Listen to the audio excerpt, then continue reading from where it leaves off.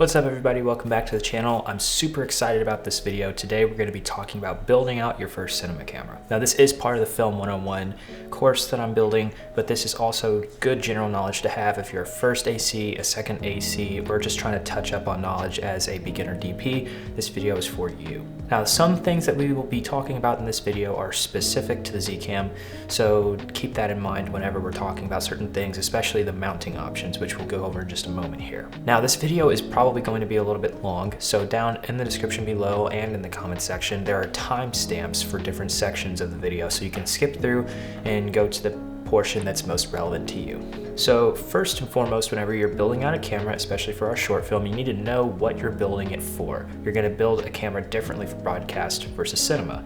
Now in this case we're going to be choosing cinema, so that's why we have all these parts and accessories here, but don't worry, I'm going to take you through all of it. So first and foremost, the mounting system. Now the Z-Cam is kind of similar to Red, in which it has a locking ring type of mount system, and that's also pretty common with like PL and whatnot on REs. Now the mount itself is interchangeable, meaning that you can take this mount off and swap it for a different kind. Now not all cameras can do that. The Z-Cam and the Red are two I can think of off the top of my head that can do that. In this case we did swap the mount to the Z-Cam turbo mount, which is a focal reducer. It is essentially the same concept as using a speed booster. So this is EF mount. We're using an EF lens, so this is okay. But keep this in mind, because if you're using a camera such as the Red Komodo and you know that you're going to be using PL lenses, you might have to change the mount to a PL mount. So now that we've talked about mounts, let's go ahead and install the camera into a cage. Now this is the small rig cage designed for the Z-Cam E2S6. And the reason you're going to need a cage is obviously to put all these different accessories onto the camera. Some of these accessories I consider a must-have. Some of these accessories you absolutely do not need. So we're going to kind of be going through that as we continue the video. Now, cages are typically not universal. You will have to get a cage designed specifically for your camera. Now, Small Rig makes cages, Nitsy makes cages. There's a bunch of different manufacturers out there that build cages. I personally am a fan of Small Rig because it's affordable, but some people do not really like Small Rig because of alleged quality control issues. Now, I have never had an issue with the Small Rig product, but that's to each their own. So it's just really up to you. Now, something I want to discuss really quickly here is the type of screw that I'm using. This is called, I'll probably zoom in post-production, this is called a 1/4-20 thread screw. So 1/4-20 screws and 1/4-20 threads is an often used type of screw in kind of the beginner stages of the film industry and whatnot. So anytime somebody asks you, hey, we need 1/4-20 screws or whatnot, this is what they're talking about. That's what it looks like. Now, whenever you're tightening these screws into the camera, you also want to be careful not to strip any of these screws. Now, the screws that I'm using are pretty tough, but sometimes you will be supplied screws that aren't really as strong as they should be. So make sure that you're using good quality screws, because you do not want one of these screws to break on you, but you also don't want to over tighten these screws. You want to get it to where it hits that wall, give it one good kind of push, and go from there. So give that one good push, now it's good. Okay, go up top. I can feel this hit that wall, give it one good tighten, and there you go. You don't need to over tighten it. If you over tighten it and strip a screw, especially on set, you're probably gonna get in trouble. Now we have the cage installed. Now let's talk about base plates. So right here we have 3 different types of base plates I'm gonna show you, and we're gonna combine 2 of them, and I'm gonna tell you why. So this right here is called a manfrotto base plate. This is something that's used on beginner level tripods. It's very, very common to find. You can go to a local photography shop and probably find manfrotto tripods.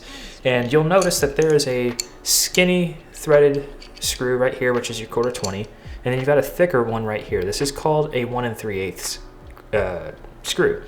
And this 3/8 screw is kind of fat, and it helps have a little bit of stability and adds a little bit more security. Now, I've had incidents where I had something secured by a single 1/4-20 thread screw and it broke off.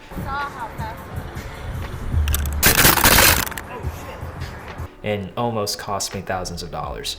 Thankfully, it was a tough built type of product that I was using, so it didn't break. But Using 2 is always better than 1. If you can secure your camera or gear with multiple screws, do so. You do not want to have a single point of contact. Just in the cage alone, we have 3 screws. Now the camera is designed to be able to do that, and so is the cage. It's not going to happen on every single camera, but keep that in mind that 2 is better than 1. Similarly, we have this Manfrotto base plate. Now we have this other base plate, and it's just referred to as a base plate. And this is for putting your 15mm rods through. So your 15mm rods will go through the left and right sides. And I just dropped one of my screws. But you will use this in order to mount the rods, and you will also put your follow focus on there and stuff like that. Now, there's another type of mounting plate, because the Manfrotto plate's a mounting plate. This is called an Arca Swiss base plate. So this specific one is for the DJI RS3. They make slightly bigger ones, but this is the general design of an Arca Swiss plate. This is, like I said, used on the DJI Ronin. Now, if you're going to be hot swapping between using a tripod and a Ronin, I highly suggest having your base plate, but then also having the Arca Swiss plate mounted underneath of the base plate. So that way, if you're gonna hot swap, you can just take it off of one and put it on the other, and you don't have to take time out of the shoot to swap the mounting plates, which is something I used to do before I thought of quick switch plates. But in this case, we're not going to be using a Ronin because the camera is simply too heavy for our Ronin that we have. So we're going to be using this base plate with a Manfrotto plate. And we're going to go ahead and install the base plate first. So we're going to go ahead and drop that screw where I accidentally dropped it out. Okay, so now that we've got the base plate installed, I want to talk about the Manfrotto plate for a moment because this is really, really important. Now, some tripods are designed in a certain way where the base plate has a direction. And on base plates like this one, it will actually say, I know you guys probably can't see it, but it will actually say lens and have an arrow to show you which orientation or direction the base plate should be. So in my case, this base plate shows that the lens goes this way. And if I'm not looking at the underneath of the base plate, I can also see this kind of golden thing here, and I can use that to also help orient myself whenever I'm installing the base plate. So keep that in mind as well whenever you are installing your base plate, which direction the base plate needs to face. Because if you install it in the wrong direction, you might not be able to get it on and off of the camera as designed. This is supposed to slide in one direction and not slide in the other direction. That is a safety feature of this specific base plate, and it's designed to prevent it from falling off of the tripod in a specific direction, and it's a safety feature. Now, sometimes tripods will have it where it can't slide off of the tripod. You have to actually loosen it all the way and then pick it directly up. That's how a lot of tripods in the upper levels of the film industry are used, and that's the kind that they use rather in the upper levels of the film industry on bigger sets and whatnot. Now, in your local indie short film production, you're probably not going to deal with that as often, which is why we're not going to really discuss tripod etiquette, but there's a really great workshop that's offered by a good Steadicam friend of mine. Link is down in the description below to his Instagram, and that way you can follow him for any updates on his workshops that he does with Society of Camera Operators. Okay, so we have the base plates installed. I'm going to go ahead and install my 15mm rods, and this isn't really a required step at this point, but this is just something I'm doing to make it a little bit easier for me while we already have the camera upside down like this. Now, 15mm rods have multiple purposes, in my opinion. This isn't particularly industry standard what I'm about to discuss, but sometimes I actually like to hold on to the end of the 15mm rod as I'm operating handheld, and it allows me to have a little bit more stability. So that's just a personal preference. Like I said, there's multiple uses and functions of these 15mm rods, but the most primary is for mounting specifically your matte box, or mounting your follow focus motor, or a number of other accessories. But we're not going to talk about those other accessories because we're building out a Z-Cam. Okay, so now we've got the bottom portion of the camera done. The bottom portion is done completely. So now we're going to start working on the midsection. I'm going to go from back to front and then the sides. So this is where we're going to use an extension here, or a housing. Now this is called the zback. This is one of those things that's designed specifically for the Zcam. Now I know Blackmagic has something like this, and I know that they're starting to make Cinebacks for other cameras and whatnot similar to the zback. So this is something that's going to be a little bit more common that you might run into. This is a housing that goes onto the back of the camera, and this allows us to have a place to put all of our cables, our wiring, and also attach things such as V-mount plates to the back of the camera, which we will do in just a moment here.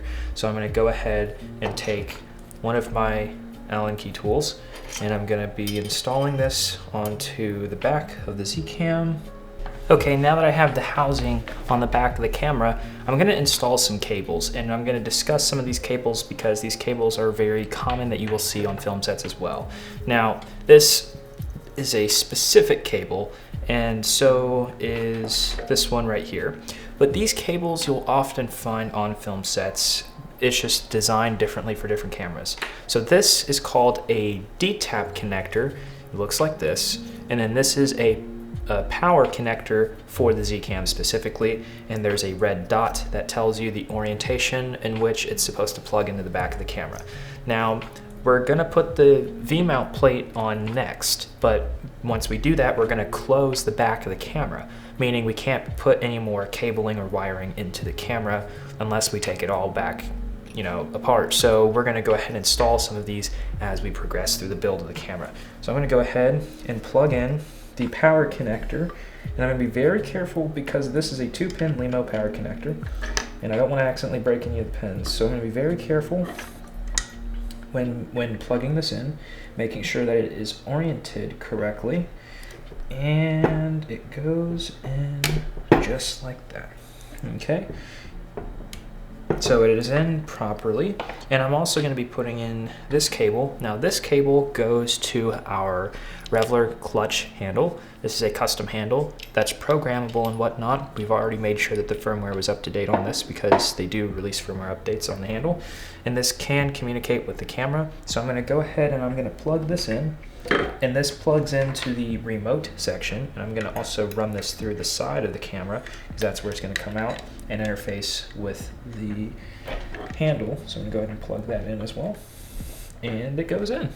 Now there's another cable that I could install at this point to talk to my monitor, and using that cable you can actually have the camera and monitor synced and control the camera using the monitor. I personally am not really going to be using that function because I like to have the settings in front of me and use the camera itself. That's just a personal preference. But if you want to, you can actually sync it to where whenever you hit record on the handle, it will record on the camera, and it will start recording on the monitor as well. So you can have the entire system synced if you'd like. In our case, we're not going to be doing that because we just don't need that. And then the last but not least is a USB-C cable. This cable will allow us to plug in a Samsung T7 SSD and record straight to the SSD should we choose. Okay, so now we have all the cables installed. We're going to go ahead and install the back plate. Now this is the back plate to the camera and a V-mount plate that I have already pre-installed onto the back plate. This back plate completes the Cineback or the zback for the Zcam, and this is a Mitzi V-mount battery plate. It fits a V-mount battery like so, and it just slides right on like that. So we will discuss the V-mount later, but this is for a V-mount battery. You can swap this for gold mount or any kind of other mount that you might choose.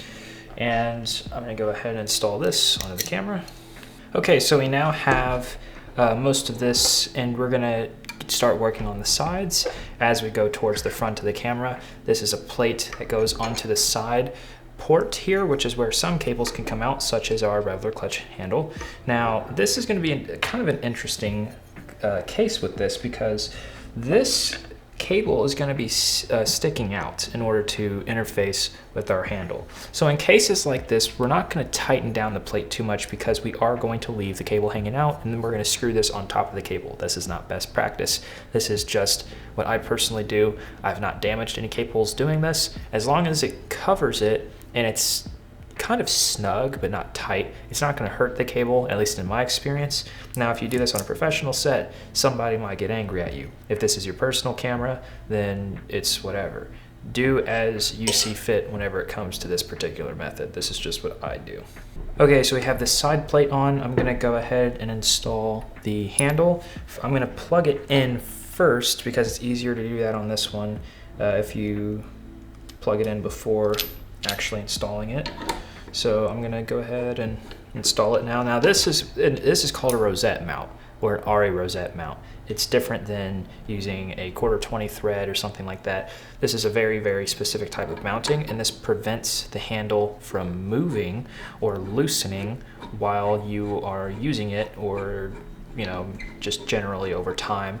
So helps secure it a little bit better. Now you don't want to strip it, like I said, but whenever it comes to these very, very kind of sensitive mounting points or points of failure where it could be catastrophic if it fails, make sure to secure it properly and make sure that it's nice and snug. You don't want it to be loose, and you don't want it to be over tightened. You want it to be a nice in between, but especially for these points, you want to make sure that it's nice and snug. But as you can see, I'm moving it and it's not going anywhere, so that's good. Also, because we have the V-mount plate and we have this cable that we connected earlier, which is the power cable, we're gonna go ahead and plug that into the D-tap port. And so now we've got power going to the camera. We are also now going to install this mounting right here, which is also from Small Rig. Now this mount is kind of an interesting one. This is designed for the Tilta Nano 2. So the Nano 2 does not have a special mounting mechanism or mounting plate like the Nano 1, which is great, but you do have to buy one of these if you're going to be mounting it directly onto the camera. So this one kind of takes a fatter type of hex, but it is still a standard 1/4 20 thread. So I'm going to go ahead and put that over here. And now that that's installed, I'm also going to be installing the SSD bracket. This is another custom piece. This is just for if you're going to be mounting a Samsung T7 to your camera, and that's where I'm going to be mounting this. I'm going to be putting it on the side because that's where remember we put the USB-C cable on the side there. So we're going to be mounting that to the side. So the way I installed this on the side, I just want to showcase it to you here. We have the SSD right here, and we have this mount for the focus dial. So if we want to, we can put this focus dial right here. I'm trying to do it backwards for the video. There we go. So now we're going to mount this right here, and it mounts just fine, and it's not messing with the cable at all. And you might think, well, that SSD might get in the way of the lens. Well, as you can see, there is clearance here. There's a little bit of clearance. It does kind of come out from the lens by just a little bit, but not enough to where it's going to affect any kind of function. And like I said before, when I mentioned how the 15mm rods have dual purpose, sometimes I like to hold it like this whenever I'm operating, and that just gives me a little bit of stability. That's a personal preference.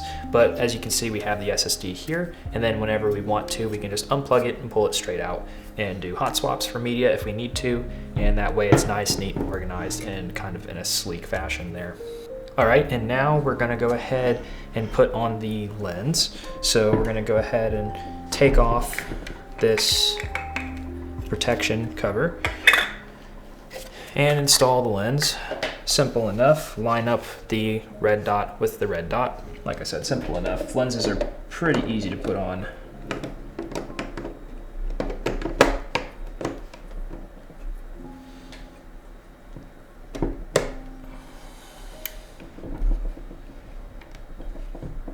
Okay, and as I mentioned about the clearance, obviously the lens is just fine as far as the SSD is concerned. I know someone's probably going to say something about that, but it's all set and good. And we also have an adapter ring, and we have our matte box. We're going to go ahead and put that on now. Like I said, we're going to work from back to front. So we're going to go ahead now and put on this step-up ring. This is a adapter to be able to put on the matte box. Now, whenever you're putting on these adapter rings, make sure not to over tighten it, just make it to where it's snug, but definitely don't over tighten it whenever it comes to using adapter rings on your lenses. You could absolutely strip that super easily, so be very careful. And then this just pops right on. And now that that's popped on, we're gonna make sure it's kind of relatively straight and tighten it down onto the adapter. Now, as I mentioned before, you could swap mounts on these cameras. Now, on the Z Cam with this mount, I can swap this EF mount to another EF mount that accepts an electric ND filter that's designed by Z Cam. Now, I'm not going to be using that because I need the turbo mount for the lens I'm going to be using. Now, as mentioned, we just put on a matte box. There are multiple functions of a matte box. Most of the time, whenever you're using a matte box, it's because it's going to be sunny out and you don't want aggressive lens flaring. You want to try and prevent the sun from hitting the sides of the camera. So I'll just go ahead and flip this up and kind of show you what I'm talking about here in that regard. So if you open up these flags, you can see it protects the sun from hitting directly into the sides or the front of the camera. That protects the lens and protects your image from being blown out, washed out by the sun hitting it and whatnot. So after you pull this up, you can tighten it. You can close these, they're called barn doors. So you can kind of close these barn doors up a little bit. Something I like to do is I like to extend these out like so. And this is just personal preference. And then I like to loosen this and just kind of let it rest on these side flags, and then I'll tighten it like so. Just a personal preference. And this actually slides out as well. So you can actually slide this out. If you don't need these, you can just take these off and just keep the top flag. If you do need these and you need a square ND filter, since we don't have an electric ND filter, you can use square ND filters to go into the side here, and you can stack these as well. There's like multiple of these, but we're not gonna need that. So I'm gonna go ahead and put this back on, and it has clipped into place. These actually clip. So we now have our matte box installed. Now let's start working on the top portion of the camera. So I'm gonna first install this cold shoe mount. Now the difference between a cold shoe and a hot shoe. A cold shoe means that there's no electronics, nothing is actually interfacing with the camera. Something like the Lumix G85, a lot of the Sony cameras, they have what's called hot shoes, which means that if you put something on this mount at the top, it can actually interface with the camera as well. There's electronics in the top of it that can interface with it. Now this does not have that. So this is just a cold shoe, and this will help us mount our transmitter, which we will go over in just a moment. But I'm gonna go ahead and mount these. Again, standard quarter 20, that's all we use all day long on these kind of smaller productions and smaller sets and stuff like that. You're not gonna find anything really different on small sets. If you go on a big set, they might use different tools and different screws and whatnot, but the quarter 20 and 3/8 is a must-have knowledge because that's very basic and beginner stuff, and you might still find that on larger sets. So now that we have the cold shoe, we can install the transmitter. Now on these, specifically the SignView HEs, it will tell you on the side of it which is the receiver, which is the transmitter. This is the transmitter, so we're gonna go ahead and install that into the camera. Now something to keep in mind when you are installing this is the direction you are installing it in. You could install it backwards if you want so that you have the outside buttons interfacing and whatnot and you can easily access it and see it. But if you do that, it's gonna make battery swaps kind of more difficult to do, especially once we put the top handle on. So I'm actually gonna go ahead and install it somewhat backwards, and that way we have easy access to the battery, and I already know I can just reach around and press the power button to turn it back on. Now I'm gonna go ahead and install this on, and like I said, I'm gonna make it where the battery faces outwards, and now we can put an MPF battery on the back there, or if you wanna run it off a V-mount, you can definitely get a dummy adapter. I'm personally not gonna do that. I like to use separate batteries for this. You don't wanna have everything running off of one battery. You could, but it's not a great idea. I do like to break it up a little bit. So we have the transmitter installed, and we're now gonna start working on the top of the camera. So let's go ahead and grab ourselves a monitor, which is right here. Now this is the Atomos Ninja V, and with your monitor, now there's a couple different things to note. For the Ninja V, you have options if you want to use a cage, and the cage would be specifically useful if you're going to be using a sun hood. You need a cage for the sun hood to mount to the monitor. So that's whenever you would be required to use one of these. Now, in our case, we don't need a sun hood, and we're also going to be using this module right here, which is the Atomos Connect, which allows us to send proxies straight up to the cloud as we're recording to make production workflow faster. So whenever it comes to building out your monitor separately, in order to make it meet the requirements of production. In our case, we're not going to be using a cage because you cannot use a cage and the Atomos connect at the same time, which I personally wish that Atomos would fix that, but we all wish Atomos would do a lot of things. So I'm going to go ahead and install this onto the back of the Ninja V, like so. And whenever you hear that click, you know that it's installed properly. I'm going to go ahead and do that again closer to the microphone. Now you know it's installed correctly. And then on the side here, there's some screws to kind of lock the mount in and protect it from being bumped off on accident or whatnot. Just an extra layer of security. Like I said, 2 is better than 1. If you can have multiple mounting points, have multiple mounting points. Now another thing is the battery eliminator. This is something that comes with most Atomos products. This makes it to where instead of using a NPF battery in the back, you can use a DC cable, which we will install shortly here. So I'm gonna go ahead and install that back in. Nice click. And now this is ready to mount to the camera, but obviously we have no mounting solution for the camera just yet. So let's go ahead and get that done. So we have here a top handle. It's just a very, very basic, newer, however you pronounce it, top handle. And this top handle is one that I've been using for a long time. It was the first one I got and I just kind of stuck with it. There are definitely better ones out there. I would suggest investing in a nice one. So that way, whenever you have to carry it from the top, it's not super like, you know, uncomfortable and whatnot. This is what I could afford at the time and I've just been using it ever since. So I'm gonna go ahead and secure this. Again, 1/4-20 threaded screws for this. If there was a 3/8 version, I would absolutely use it, but unfortunately there is not for what I'm using at least. So I'm gonna go ahead and put that there. And now we have our monitor mount. Very, very basic, 1/4-20 thread to cold shoe. So we're gonna go ahead and use the cold shoe here. Install that in. Now, whenever it comes to these, I like to use one of my Allen key things, and I like to tighten it up just a little bit, but not too much. That allows it to be a little bit more secure, but you're also not stripping anything, you're not damaging anything. That's just a personal preference. Just a little bit of a tug, and it's good to go. And now I'm gonna go ahead and install the monitor onto this mount. This is a rotating bezel. I'm gonna go ahead and install that there. And now one last thing, I totally forgot about it, but the focus motor, we do need to put on the focus motor. So I'm gonna go ahead and lift this up, and I'm going to install that focus motor on there, like so.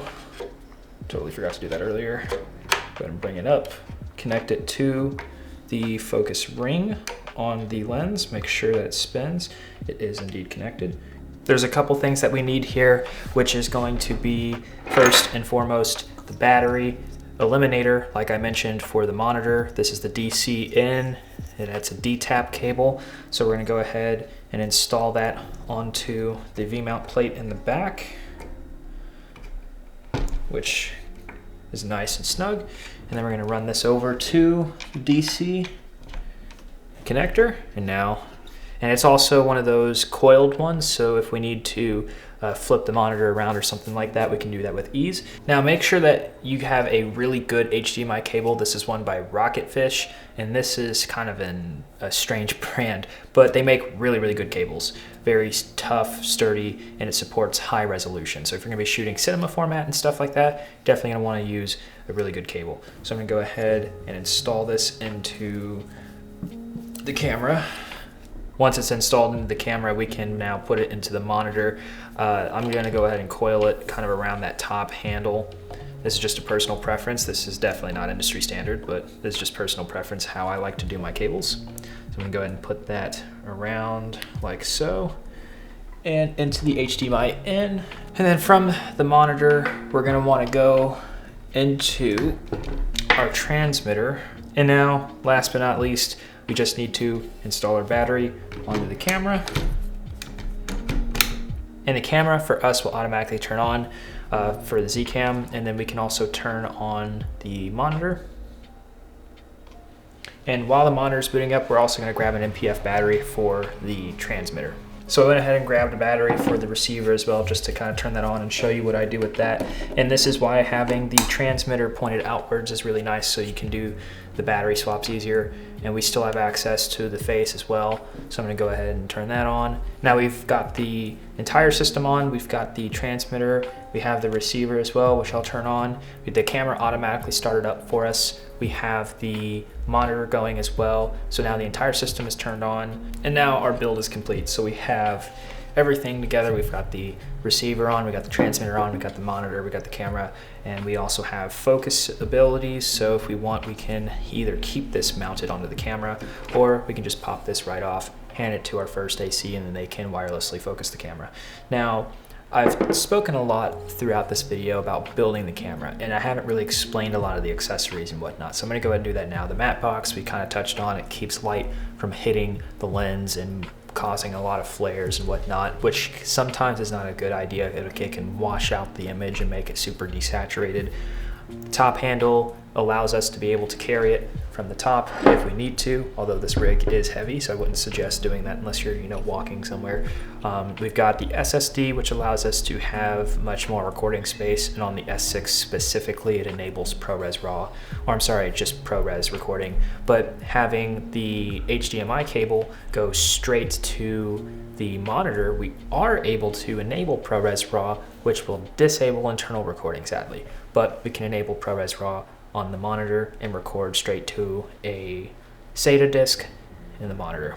And then we also have the transmitter, which will allow us to wirelessly transmit up to 4 devices, including using it as a webcam. We can plug this into a computer through a USB-C, and it will show up as a webcam, and it will be wirelessly transmitting your camera. So this is a fully production ready kit, and this is what we will be using to film our short film. So I hope you guys enjoy this video and find it as awesome and exciting as I found it. I love cameras personally, and this entire rig is just a beautiful rig, and a lot of beginner film sets will be using rigs very similar to this. So I hope you guys learned something. I hope you found it useful. If you want any questions answered, just go ahead and pop them down in the comment section below and I'll answer them, and I will see you guys next time for the production video.